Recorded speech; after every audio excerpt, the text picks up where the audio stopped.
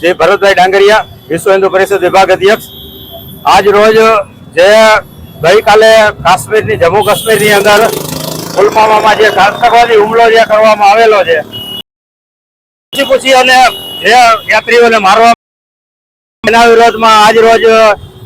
હિન્દુ સંમેલન વિશ્વ હિન્દુ પરિષદ દ્વારા, બજરંગ દળ દ્વારા અહીં